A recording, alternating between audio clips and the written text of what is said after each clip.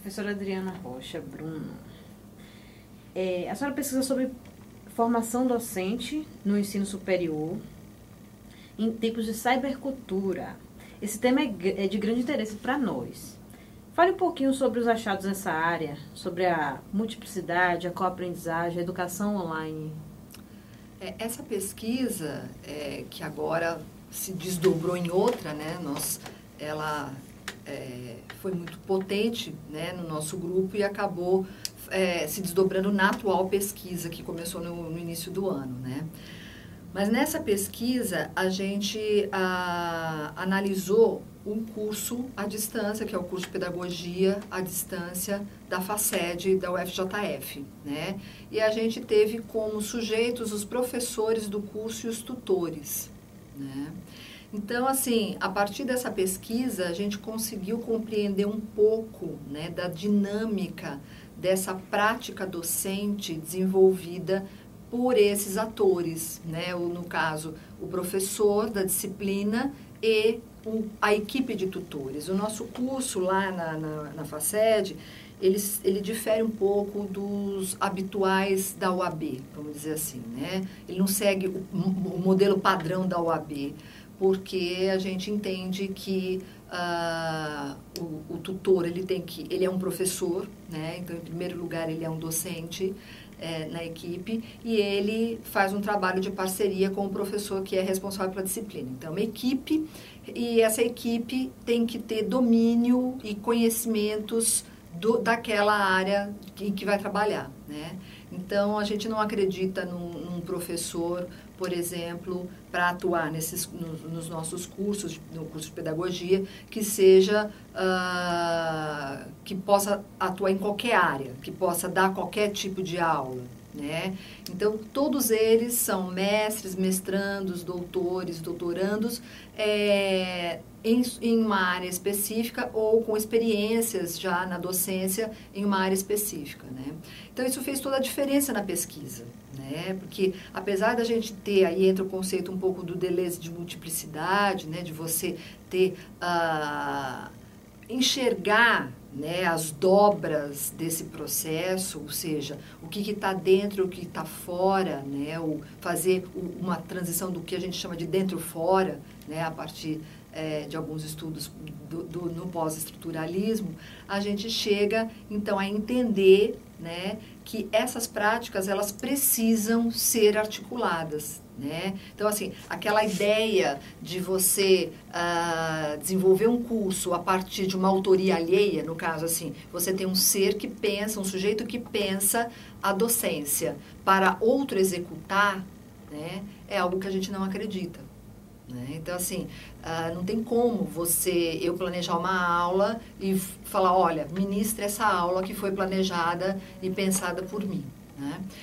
Então, a partir disso, a gente faz essa pesquisa e acaba, então, percebendo que nós temos um cenário muito diverso, muito plural na Faculdade de Educação, também no curso à distância, apesar de termos essa questão de articulação entre tutor e professor, tal, a gente ainda tem alguns professores que são centralizadores, né, que ainda não reconhecem, né, a potência dessa colaboração, né, dessas articulações que uma equipe que estuda a área e que transita na área pode oferecer, né? Então, assim, a gente encontrou na pesquisa docentes que realmente fazem um trabalho totalmente integrado. Um dos docentes, inclusive, pesquisados, ele produz material junto com a equipe, tudo é construído junto com a equipe, inclusive com alunos, muitas vezes, né? Enquanto outros, né, tiveram falas extremamente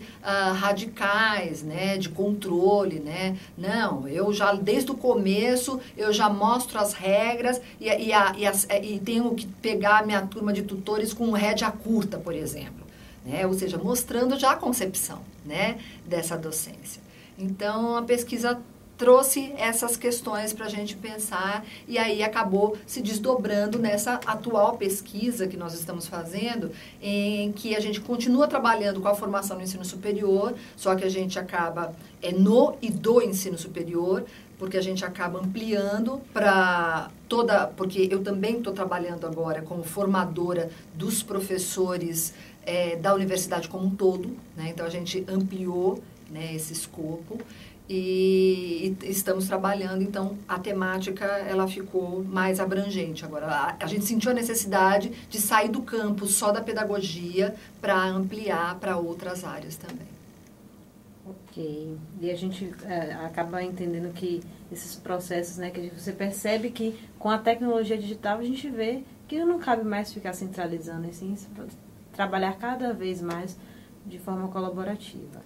Eu não sei se eu cheguei a falar da cibercultura, né, que você pediu, mas assim, a gente entende que não há a menor possibilidade de se falar em docência, né, ou processos de ensino-aprendizagem numa cultura contemporânea que é mediada por tecnologias, né, tecnologias digitais em rede, né, uma cultura digital, né, e que direto e indiretamente muita gente acaba questionando, mas a cibercultura é só para quem tem acesso à tecnologia ou para quem está dentro, né, e quem está fora, e quem está excluído, e quem ainda não tem acesso, né, ou seja, a gente tem que entender exatamente como cultura, né? Uma produção que mexe com a sociedade como um todo, direta ou indiretamente, né? Então, eu não entendo, o nosso grupo não entende a cibercultura como uma cultura que ela é direcionada para quem está incluído digitalmente somente, né? Porque a gente entende que as formas de relacionamento, pensamento e produção de conhecimento estão mudando. Então, isso amplia e potencializa muito a concepção da própria cibercultura, né? Então, é mais ou menos nessa direção que a gente caminha.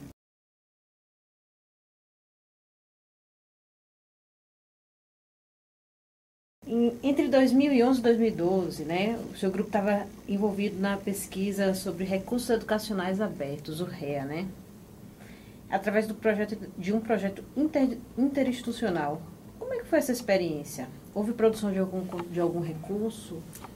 Foram eles e quem estavam envolvidos? Nós fomos convidados, o nosso grupo foi convidado pela professora Alexandra Okada, né, da Open University, para participarmos desse projeto interinstitucional em que participaram professores e grupos de pesquisa, na realidade grupos de pesquisa de vários lugares do país e de outros países também, né? Na Inglaterra, Portugal, Espanha, né? E também Brasil.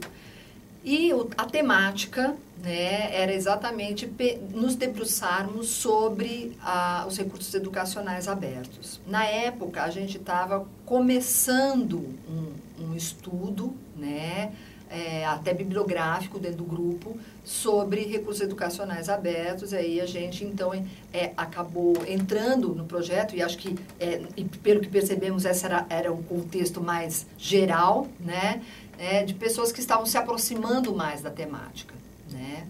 Então, nós acabamos produzindo um texto que está disponível na web, porque foi feito um e-book, com todas as produções dos grupos de pesquisa, né? E o texto, ele tinha alguns critérios, né, solicitados para participação, dentre eles a criação de REAs disponibilizados dentro do próprio texto, né? Então, a gente acabou produzindo, né, não só o texto a partir das nossas ideias e dos nossos estudos, mas também REAs, né, para comporem essa obra, né? Ela já está, inclusive, na sua segunda edição.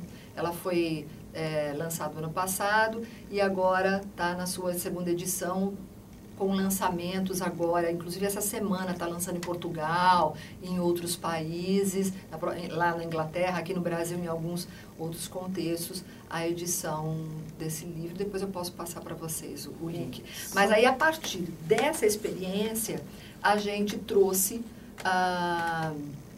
para a nossa pesquisa atual, o aprofundamento disso. Então, essa pesquisa atual, ela tem 4 braços, como a gente costuma dizer, né? Ela tem, então, a gente trabalha com a formação docente no ensino superior, né? E essa formação docente no ensino superior, ela tanto se desdobra para a educação básica, ou seja, da formação do docente que vai atuar na educação básica, como a formação do docente que atua no ensino superior, né? A gente tem um outro que é pensar a concepção de formação na cibercultura, né? Então, essa parte está até mais, já foi desenvolvida porque é fruto de um mestrado de um orientando meu que defendeu agora no começo do ano, né?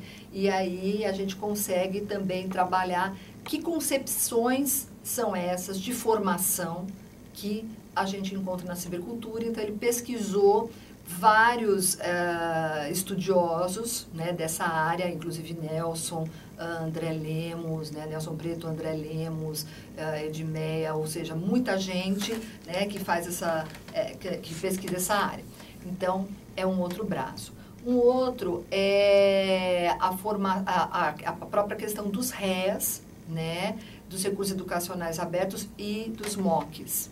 Então, a partir dos estudos, a gente fez um levantamento grande bibliográfico de bancos de REAs. A gente está descobrindo que nem tudo é REA, o que se diz REA não é REA, né? A gente tem muito objeto de aprendizagem, muita questão de licenças de uso, né? Então, as pessoas estão, assim, misturando, né, as concepções. A gente também está desenvolvendo um MOOC, né, dentro do que a gente acredita que seja um MOOC, porque a gente está questionando os MOOCs que nós estamos vendo por aí, né? Então, ele vai ficar pronto logo mais, a gente está finalizando, que é sobre docências, né? E temos também um outro braço que é mais voltado para educação infantil, porque uma das minhas orientandas, ela trabalha com a formação continuada na educação infantil, né? Assim, a constituição de redes de professores dentro de uma escola de educação infantil. Então, não é o uso de tecnologia na educação infantil, mas, assim, ela está com constituir uma rede de aprendizagem, de formação com docentes da educação infantil dentro da escola, né? Então, ela é da escola, está construindo isso dentro da escola, então é de dentro para dentro mesmo, sabe? E está sendo bem interessante. Então, essa é a nossa pesquisa que está em andamento, né? A gente costuma trabalhar um pouco com o conceito de educação online, né? Que é muito abordado pela Edmeia Santos, né? Só que eu ando entendendo e estou gostando um pouco mais de uma outra expressão que eu estou chamando de educação híbrida. Por quê? Porque eu acho que, de alguma forma, a gente colabora para que a fragmentação permaneça. Quando a gente divide o que é online de um lado para o que é de presencial de outro lado. E eu entendo que a gente vive hoje uma sociedade que é híbrida, com uma educação que é híbrida. Eu tenho a presencialidade no online e o online na presencialidade, nos espaços, né, coletivos, presenciais e colaborativos, como a gente gosta de chamar e tal. Então, primeiro que todo mundo está falando de educação, ponto, né? Se você tem que adjetivar, né, eu acho que o online, né, ele acaba trazendo uma ideia muito associada a usos de tecnologias. E eu entendo que a educação, eu tenho trabalhado com a docência na contemporaneidade, e eu acho que a educação hoje, e pensar docência na contemporaneidade, exige sim falar de cultura digital, mas exige também falar de piquenique embaixo da árvore. Você entendeu? Isso é também uma cultura. Ainda que eu leve meus tablets para debaixo da árvore, ou não, né? Então, assim, eu acho que a gente... eu estou tentando fazer um movimento com o meu grupo, né, de pesquisa, que é o Grupar, Grupo de Pesquisa e Aprendizagem em Rede, de modo que a gente, de alguma forma, consiga romper com essas cisões, com esses jogos, né? É o povo da tecnologia, ou é o povo do presencial. Assim, eu acho que está tudo acontecendo na sala de aula.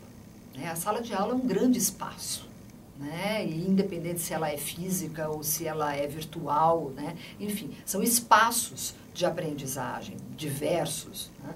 Então, a gente tem que, de alguma forma, mexer e romper com essa ideia de fragmentação, porque eu acho que isso não nos aproxima dos nossos colegas, a gente não consegue ser ouvido e talvez a gente não consiga mudar tanto as concepções, porque a gente às vezes ainda focaliza muito o instrumental, né, do que as próprias concepções. Então, a gente tem trabalhado um pouco mais nessa linha. Ok. A senhora falou no Grupar, né? Uhum. O Grupar desenvolve a pesquisa Coaprendizagem na Rede, na formação docente, plasticidade, colaboração e rizomas. Uhum. Fala um pouco sobre essa pesquisa. É essa pesquisa que eu acabei de falar, que está agora, né, que tem esses 4 braços, eu acho que eu adiantei um pouco, né? E a gente tem, no grupo, né, a gente tem buscado alguns conceitos que nos ajudem a compreender um pouco melhor esses movimentos que acontecem na contemporaneidade ou na pós-modernidade, né? E um desses estudos vem da neurociência, né? Eu estudo as neurociências já há pelo menos 13 anos e a partir desses estudos, eu cheguei a um conceito que é muito caro para essa área, que é de plasticidade, né, neural. E, a partir dessa ideia de plasticidade, eu acabei trazendo para a nossa área, né, para a área de educação, e tenho trabalhado com o que eu estou chamando de plasticidade social, cultural e tecnológica. Então, o que isso quer dizer? A plasticidade, enquanto conceito das neurociências, indica que nosso organismo é plástico, né? Há uma plasticidade cerebral, de modo que se houver uma lesão no seu cérebro, em alguma parte, né, há um comando, né, natural, tá, para que outra parte do cérebro assuma aquelas funções, né, e te dê maiores possibilidades e condições, por exemplo, se atingiu a fala, né, ou seja, uma parte tenta suprir a parte lesionada. Isso acontece o nosso corpo acontece muito isso, né? Por exemplo, você pode viver com um rim só, você pode viver com uma parte do seu fígado, né? Então, assim, existe toda uma ideia do que eles chamam de homeostasia, né? Que é manter o equilíbrio para te manter vivo e estável. E aí eu começo a perceber, a partir desses estudos, que, assim, se o nosso organismo é plástico, nossa aprendizagem tem que ser plástica, as nossas relações têm que ser plásticas, né? Então, eu começo a trazer essa ideia de plasticidade, que é do humano, do biológico, para o social, para o cultural, para o próprio processo de aprendizagem, né? Então, para mim, eu acredito que a aprendizagem ela tem que obedecer essa plasticidade que já é natural no nosso organismo, né? Então, eu trabalho com esse conceito. E, a partir daí, eu encontro em Deleuze o conceito de rizoma, né? E venho trabalhando, então, com o que eu tenho chamado de redes rizomáticas, né? Então, assim, a ideia do rizoma, para Deleuze, né? Ele faz uma relação, é uma ideia... um rizoma é uma como eu diria, uma produção, né? De caules que você não tem a direção correta para onde eles se espalharão, vamos dizer assim, né? Ele não é diferente de uma constituição arbórea, como o próprio Deleuze coloca, que eu tenho uma árvore, eu tenho raízes, ela pode até invadir vários campos, mas ela tem um fim, né? Tem uma estrutura, né? Um rizoma não. Né? É um vegetal que vai se formando e se constitui de várias formas, com várias ramificações, inclusive elas podem ser interrompidas e continuar em outro momento, né? E eu, quando começo a pensar em redes, né, redes das diversas formas, redes sociais, não só digitais, mas as redes, né, familiares, enfim, né, culturais e tal, eu entendo que a gente não pode ter um padrão único, né? né? E eu acho que a gente ainda está muito fechado com a ideia de redes. Né? As concepções de redes que a gente tem aqui, ainda usado, inclusive nós, com os estudos da cibercultura também, né? A gente ainda tem redes que são fechadas. Né? Você pega uma rede, por exemplo, que é uma das mais utilizadas, que é o Facebook, né? Você constrói a sua rede, você diz quem entra, quem sai. Né? Então, as pessoas normalmente não ousam, né? Elas direcionam os grupos, elas deixam, por exemplo, de conhecer outras tribos, né? E permanecem com aquelas, né? É interessante, é muito bom, não estou falando mal do Facebook, não, mas nem de outra rede social, eu acho que é super potente, só que eu acho que nós temos uma concepção de nos fecharmos, né? E aí, quando eu falo em rede rizomática, é uma rede que ela não tem essa estrutura definida, né? Ela você não sabe muito para onde ela vai, né? E você se joga e se permite, né? Processos de aprendizagem, processos de colaboração, processos de relacionamento, né? Múltiplos, diversos, né? Então, eu acho que as redes, elas deveriam investir, né? Se você for pensar numa rede social que tem a única opção é curtir, por quê? Né? Se eu não curtir, você pode colocar um comentário, tal, só que assim, o que está por trás disso? O quanto simbólico é uma rede que valoriza o curtir, né, e não me dá a opção de não curtir, né? Eu posso desdobrar essa ideia em N questões, né? Segunda-feira eu dei uma palestra, até falei sobre isso, mas aqui mesmo no Instituto Federal. Então, assim, eu acho que são essas questões que a gente tem que começar a pensar quando eu falo de rede. Porque eu acho que as redes, elas passam uma mensagem de abertura, mas elas ainda são fechadas. Né?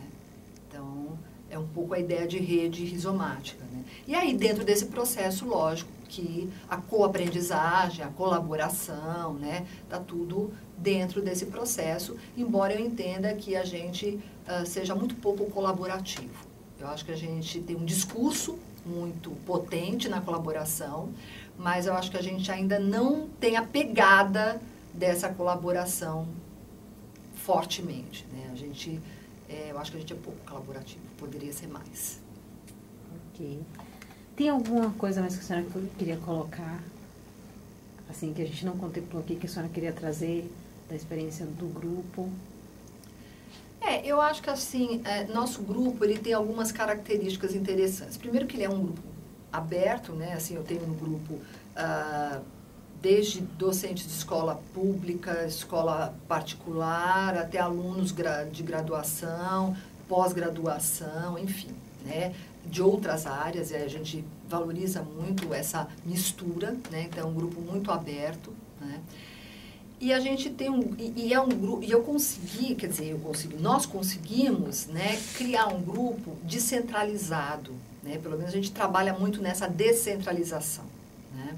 Que é uma dinâmica que efetivamente ela acaba sendo colaborativa na medida em que todo mundo traz coisas para o grupo e a cada encontro um dos membros do grupo é responsável por tocar o grupo. Isso para mim é muito bom, porque eu também me coloco como interlocutora. Então, eu consegui com isso, porque me incomodava muito a ideia de um grupo que é centralizado na líder do grupo. Porque, querendo ou não, eu sou a líder no CNPq, né? Mas não, a gente conseguiu criar uma dinâmica que você, por exemplo, semana que vem, você que vai apresentar o tema da forma como você quiser, do jeito que você quiser. E claro que a gente vai ler o texto, vai contribuir, vai debater, tal, mas é a sua dinâmica, é a sua forma, você dá o seu tom, né?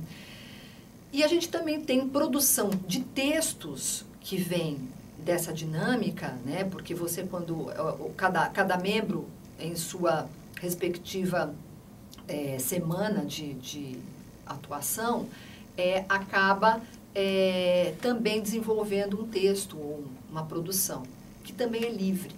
Né? Então, ela pode ser em vídeo, ela pode ser, né, só em áudio, ela pode ser um PowerPoint, ela pode ser um texto. Você apresenta isso para o grupo da forma como você quer. Né? Então, a gente faz alguns exercícios, não só de produção escrita com isso, né, porque a gente tem atas no grupo, mas atas que não são atas nos padrões comuns, né, como registros, porque registro a gente grava, né, e está gravado, não tem problema. Mas, assim, são possibilidades de trabalhar com várias narrativas, né. Então, nós temos produções diversas no grupo, a partir desses encontros, né. Então, eu acho que essa é uma conquista do grupo. O grupo, a gente consegue, por exemplo, eu, essa semana, estou aqui e o grupo se reuniu ontem e tocou as coisas como deveria tocar, ou seja, né, eu não preciso estar ali para que aquela situação aconteça, né? O grupo é o grupo, né? O grupo não é um monte de gente querendo estudar com a Adriana, né? Mas sim, me dá possibilidade também, muita liberdade, sabe? De ser parte desse grupo, né? E não de ser a que comanda o grupo. Então, outros conceitos que a gente tem trabalhado agora, que são muito recentes, que eu acho que vale a pena a gente falar, é um conceito que, inclusive, é uma colega lá da FACSED, que chama Cristiane Flor, que trabalha, que chama-se indisciplinaridade. E que eu tenho tido um prazer, né, de entrar em contato. Estou, assim, começando a entrar em contato. Não tenho muito o que falar, mas, assim, é de um professor do Sul, acho que de Santa Catarina, que chama Ático Chassot. E exatamente romper com... Eu gosto muito dessas questões, dessas rupturas, que acho que a gente precisa fazer isso, dessas transgressões. Então, a gente também está trabalhando um pouco com isso, né? E o nosso grupo, ele também tem uma outra característica, que é nós não temos uma única filiação teórico-metodológica, né? Porque a gente não acredita em igrejas, né? A gente acha que essas gaiolas epistemológicas, como a gente chama, elas não são potentes para o nosso conhecimento, né? Então, a gente pega vários teóricos, né, de várias áreas, né, e que podem nos oferecer. A gente não tem fidelidade com ninguém, né, e a gente se sente muito livre para poder estudar, né, várias possibilidades, e o grupo vai alimentando isso. Então, isso para a academia é um pouco transgressor e um pouco assustador, porque há uma cobrança, né? Qual é a sua filiação teórico-metodológica, né? Ou seja, e a gente assumidamente não tem isso e faz questão de não ter. É uma opção não ter, né? Isso, para que a gente possa ter mais liberdade. Acho que é um pouco isso. Ok. Tivemos aqui a professora Adriana Brum, doutora e mestre em Educação, currículo pela Pontifícia Universidade Católica de São Paulo, licenciada em Pedagogia, nossa colega. É professora adjunta do Departamento de Educação da Universidade Federal de Juiz de Fora, professora dos programas de pós-graduação em Educação e Gestão e Avaliação da Educação Pública na UFJF, líder do grupo de pesquisa Aprendizagem em Rede, Grupar. Obrigada, professora. Eu que agradeço.